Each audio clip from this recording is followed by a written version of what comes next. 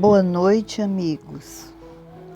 Mais um evangelho espargindo luzes para iluminar todos os lares receptivos de energias que acalmam, fortalecem nossa fé e curam as enfermidades do corpo e do espírito. Em recolhimento, peçamos a Jesus por toda a humanidade que sofre as consequências desse momento tão difícil, apacentando os corações cheios de dúvidas e ansiedades.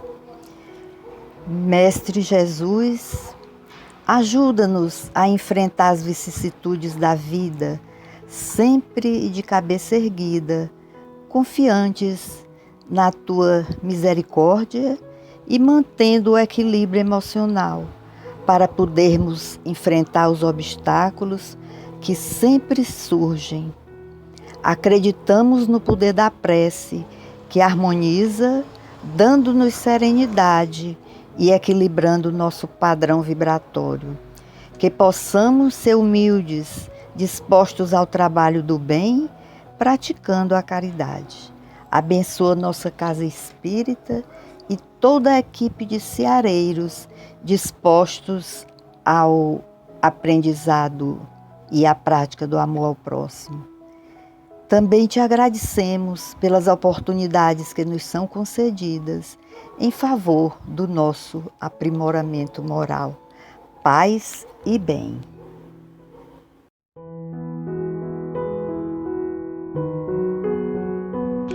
A leitura do nosso Evangelho hoje é do capítulo 10, Bem-aventurados aqueles que são misericordiosos. O subtítulo é do tópico A Indulgência, do item 19. Ninguém sendo perfeito, segue-se que ninguém tem o direito de repreender o próximo? Seguramente não, uma vez que cada um de vós deve trabalhar para o progresso de todos e, sobretudo, daqueles cuja tutela vos está confiada. Mas é uma razão de o fazer com moderação, com um fim útil, e não como se faz geralmente, pelo prazer de denegrir. Neste último caso, a censura é uma maldade. No primeiro, é um dever que a caridade manda cumprir com todas as reservas possíveis, e ainda a censura que se lança sobre os outros, ao mesmo tempo, deve-se dirigi-la a si mesmo e se perguntar se não a terá merecido. São Luís, Paris, 1860. Então vamos pensar um pouco sobre o Evangelho, sobre o item 19. A pergunta é bem direta. Ninguém sendo perfeito, segue-se que ninguém tem o direito de repreender o próximo? Então vamos pensar em termos de educação. Quando é necessário ajudar alguém a abrir os olhos de alguém, fazer alguém enxergar ou despertar da chamada consciência de sono de alguma coisa, é importante que quem está na função de educar, de orientar, possa fazê-lo. Não repreender totalmente, ou como sempre acontece, mas encontrar um mecanismo, uma maneira de orientar àquela pessoa que de alguma forma está equivocada. Isso é ser indulgente com o outro e é aproveitar também os momentos para orientar. Educar é também dizer não, mas depende muito da forma como a gente diz não. Então, quando a pergunta provocativa, quando ela diz, se a gente é imperfeito, a gente não pode repreender ninguém? Podemos sim, né? É sabido que é a omissão dos bons, né, que faz com que o mal se propague. Então, muitas vezes, mesmo sendo imperfeitos, mas não imperfeitos naquele ato ou naquela situação, é importante que a gente possa abrir os olhos. Não como alguém que está livre de qualquer erro, porque todos temos erros, todos somos imperfeitos, mas naquele quesito, naquela questão, naquele item, é importante repreender uma pessoa de forma educada, de forma leve, né?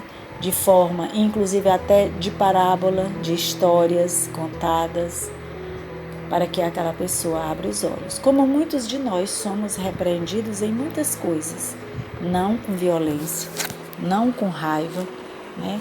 Não com agressão e não com o sentimento de pureza que não temos, né? Então, é normalmente aquela sensação de que se alguém comete algum deslize, nós também cometemos.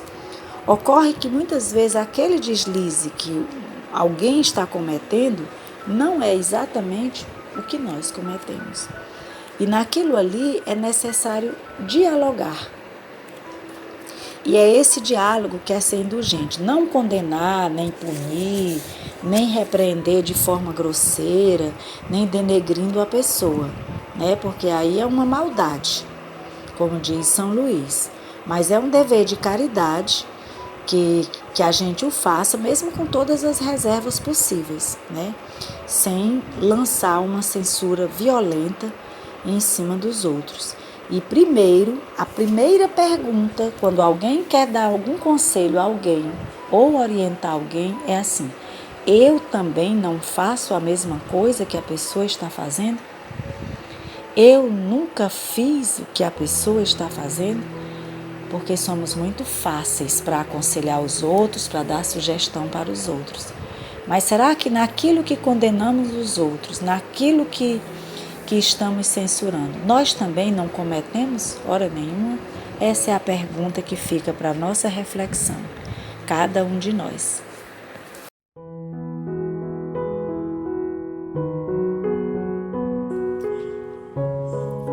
Agradecidos pelas energias compartilhadas nesse encontro de almas em atividade e irmanadas com os mensageiros do bem que nos ofertam as mãos em amparo permanente, direcionando-nos à luz e ao entendimento da vontade celestial, vibramos em comunhão, permanecendo em esforço contínuo para que mantenhamos a mesma sintonia e a ofertemos àqueles que nos chegam a cada instante. Agradecemos as palavras esclarecedoras do Evangelho que nos conforta e expande a mente em sabedoria. Aos irmãos que contribuíram com seus comentários nessa troca incessante de energia amorosa entre o falar e o ouvir. Rogamos aos missionários que esse quantum energético formado a partir desse encontro seja espargido na atmosfera e associe-se a outras energias afins ao redor do planeta, fortalecendo a carga energética positiva, ao mesmo tempo em que neutraliza os efeitos das cargas contrárias. E nesse instante, potencializamos nossas energias e as entregamos à espiritualidade para que, através da fluidificação das águas, sejam manipuladas energias balsâmicas de equilíbrio e temperança. Águas que geram a vida, águas que sustentam a vida, águas das fontes, rios e oceanos.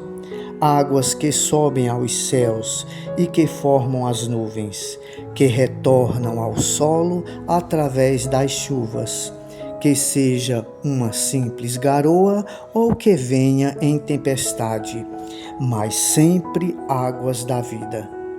Águas que formam os minerais, as plantas e os animais. Águas do nosso corpo físico, cada molécula potencializada em vida. Águas que limpam, que saciam e que curam. Fluidificai, Senhor, o líquido da vida. Gratidão, Senhor, por nos acolher nessa atividade. Ampara-nos e esclarece-nos, para que entendamos sempre o significado permanente da lei da vida, libertando-nos das ideias que nos prendem às vivências do terra a terra e alçando-nos às dimensões de expansão consciencial. Gratidão.